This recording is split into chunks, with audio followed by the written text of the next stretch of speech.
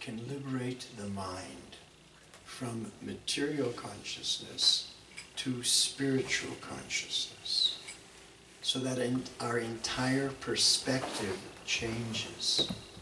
We see everything through a spiritual conception. Therefore, we don't see bodies, but we see spiritual beings. So the mantra purifies the consciousness, purifies the heart of the negative things that are in the heart that's blocking that pure, divine, spiritual energy, which is a divine love energy. It's blocking that pure, divine energy from coming out. What are those negative things in the heart? Well, how about anger, envy, lust, greed, prejudice, pride, politics, and so forth and so on. Bodily consciousness, skin disease. My spiritual teacher taught me that when we judge people by externals, black or white, rich or poor, Hindu or Christian, then we're suffering from skin disease.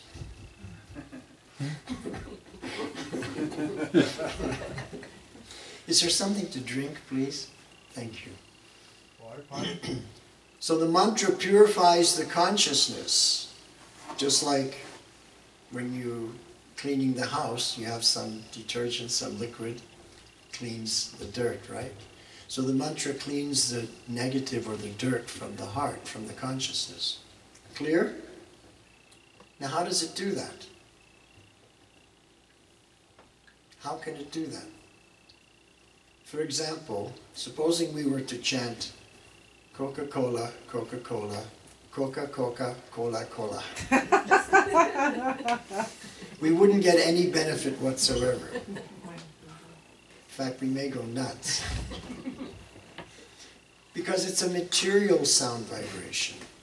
The mantra is a spiritual sound vibration. Now, what does that mean when I say it's a spiritual sound vibration? It is coming from spiritual sky. It's coming from the spiritual realm. Just like if you say, I'm an American, then we understand you're from America. And if you say you're an Indian, you're from India. So the mantra is spiritual, it comes from the spiritual realm. Therefore it has all the qualities of the spiritual realm because the spiritual realm is absolute. In Sanskrit it's described as Sat Chit Ananda, eternal, full of consciousness, full of bliss. And so it purifies the inferior energy, the negative energy, so that we can experience the eternality of our being, the full consciousness and the bliss, which is natural for us.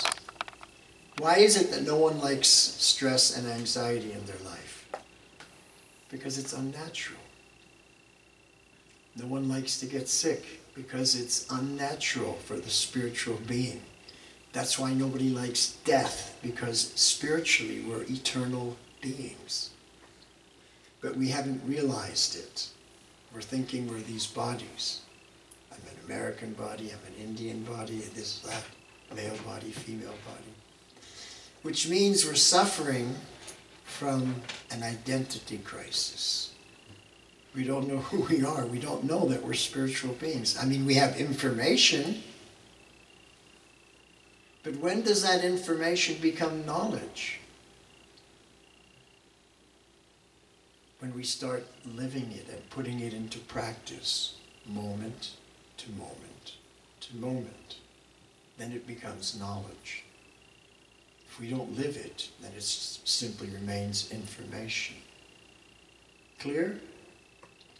When does the knowledge become wisdom?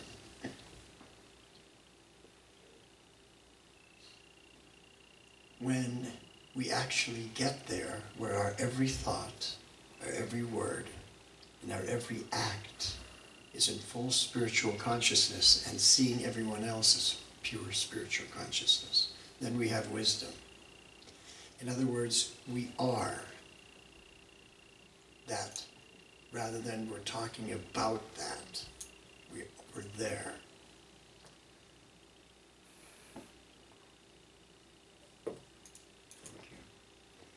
So the mantra does all the work, just like your cleanser does all the work when you're cleaning, right?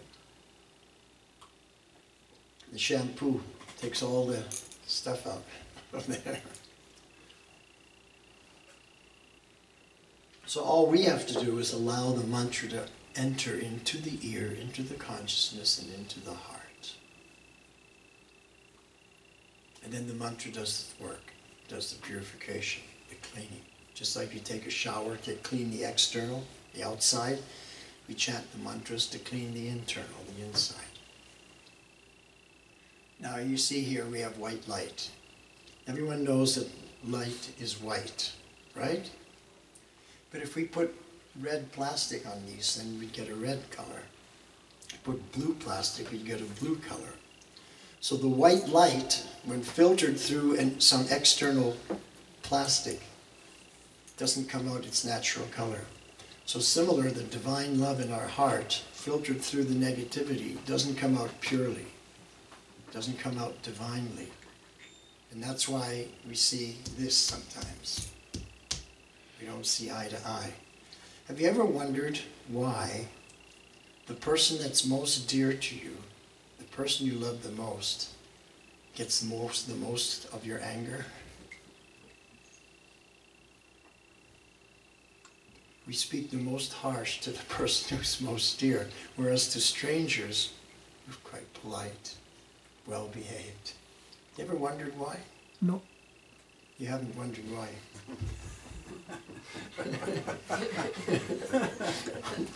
Well, maybe you're polite to everybody. It's because we begin to take people for granted. We don't honor and respect them as much as we used to. We begin to see them in a mundane way. Now, my spiritual master taught me this. He said in Sanskrit, Atmavat manyate jagat. Now in Sanskrit that means that as you see yourself, that's how you see the universe. So we see the universe from our own consciousness, our own perspective. So he said, if you see everyone as a body, a physical body, it means you see yourself as a body. And when you see everyone as a spiritual being, it means you see yourself as a spiritual being.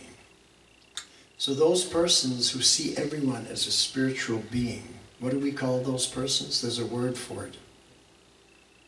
Atmagyani? Saints. Saints. That's what we call them. Is it not? And that's why we honor and respect them for thousands of years. Because right now we're all wandering through the universe, through so many births, reincarnation, fulfilling our karma, you know, sometimes bumping into each other. But we want to connect to the divine, to that divine spiritual power. We want to connect. In other words, we want to plug in to the current, right? But that's just the first step. Because once you connect, the next step is yoga. What is the meaning of yoga? Yoga means union. So, union with the divine, like this. This is just a connection. This is union. So there are many paths of yoga to unite with the divine. Our path of kirtan yoga is by taking the shelter of the mantra, refuge of the mantra, which is very subtle. You can't touch it, taste it. You know, you can only hear it. You can't feel it. Because you can experience it once it enters into your consciousness. So, it's mantra meditation. How many people here do meditation? Can I ask you a personal question? Is that all right? All of you. Oh, yeah. Do any of you have a problem with the mind during your meditation? Absolutely. Now there's an honest fellow, isn't it? Well, what does that teach us? You want to meditate, but your mind doesn't. You want to focus on one thing and be calm and peaceful, and your mind wants to think about the millions of things. What does it mean?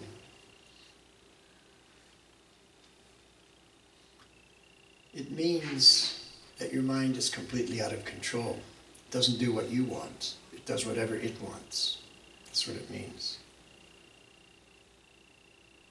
How many, just to prove it, how many people in this room have had a thought come to them and they're shocked? How could I think such a thing? How many of us have said something to somebody and then wish we hadn't said it? We may even call them up and say, please forgive me. I didn't mean to say it. You didn't mean to, but you did. What happened? How many of us have done something and then wished we could turn the clock back, that it never happened?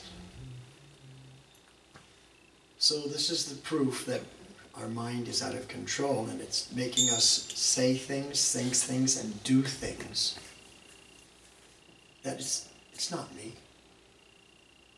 It's not what my mother taught me. It's not what I teach my children. So there's a mantra for controlling the mind. Would you like to learn that mantra? Okay, it's not on the wall. I'm going to have to teach it to you, which means you're going to have to control your mind to remember it, okay? Now, it's a 4-part mantra. This kirtan is in 4 parts. So I'm going to teach you part 1, and then part 2, and part 3, and part 4. So what we're going to do is we're going to learn this kirtan. We're going to use our mind to hear the mantra and to learn it, to memorize it. And the mantra is going to make us focus. Are we ready for this? Are you ready to go to the next level? Yes. Okay, I just want to make sure we're all on the same page. Okay, so repeat after me. Bhajamana Bhajamana Radhe Govinda. Radhe Govinda. Bhajamana Radhe Govinda. Bhajamana Radhe Govinda. Bhajamana Radhe Govinda. Bhajamana Radhe Govinda. Bhajamana Krishna Kanaya. Bhajamana Krishna Kanaya. So this is a call and response. I'm going to sing and you're going to repeat. Okay? That's part 1. Now in part 2, we're only going to sing Bhajamana Radhe Govinda over and over again, but not call and response. We're going to sing it together in unison. Part 2. Okay? So we all sing together. Part 3 is again different. I'm going to sing Govinda Radhe, and you're going to answer Gopala Radhe. Govinda Radhe, Gopala Radhe, Govinda Radhe, Gopala Radhe. Okay, can you remember that? Yes. Part 3. When I sing Govinda Radhe, you sing Gopala Radhe. So you take control of your mind now. Don't let it slip away. Remember. Part 4, we sing Radhe Govinda, just call and response like in part 1. So that's easy.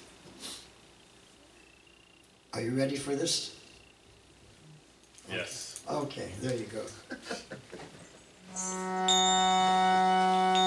Bhajamana Radhe Govinda.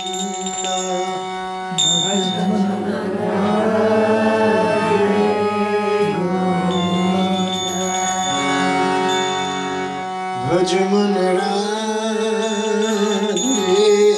Govinda.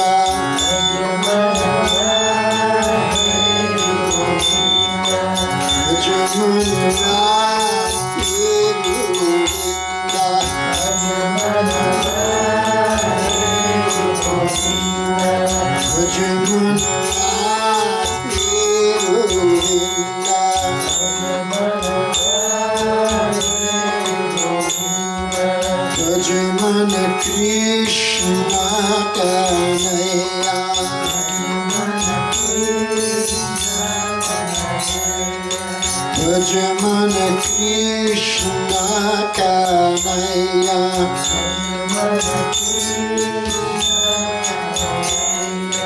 Bhajaman Krishna Kanaya,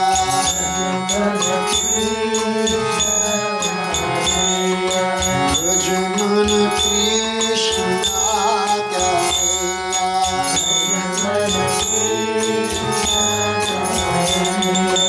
Bhajaman Radhe Govinda,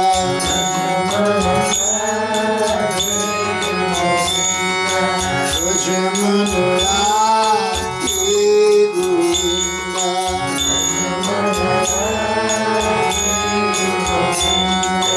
Bhajaman Radhe Govinda,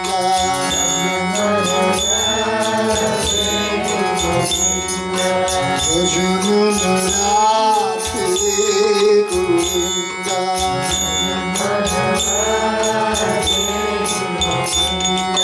Bhajaman Radhe Radhe Radhe Radhe Govinda,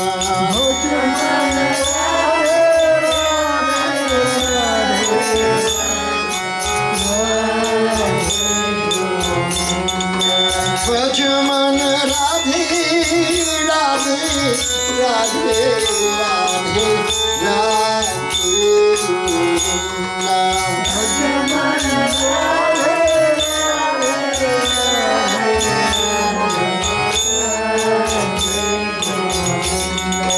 Bhajaman Krishna Krishna Krishna Krishna Krishna Kanaya,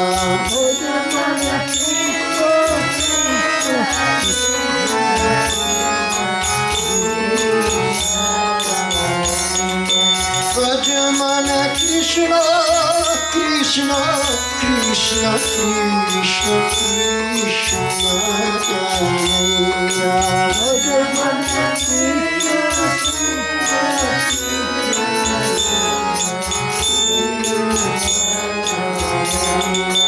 Bhajaman Radhe Radhe Radhe Radhe Radhe Govinda,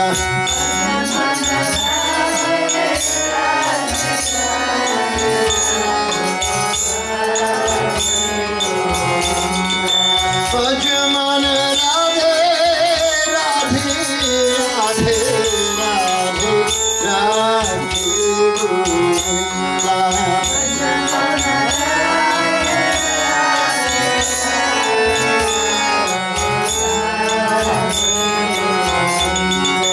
Bhajaman Krishna Krishna Krishna Krishna Krishna Kanaya,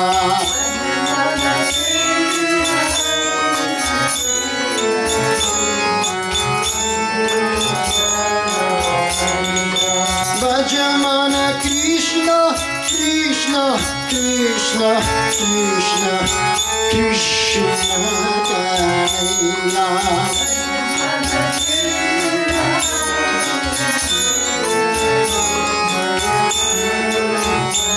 Part 2 all together.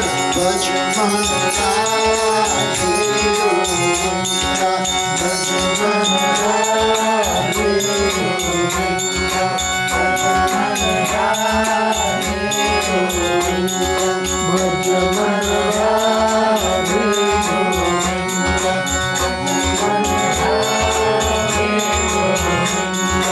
Bhajaman Radhe Govinda,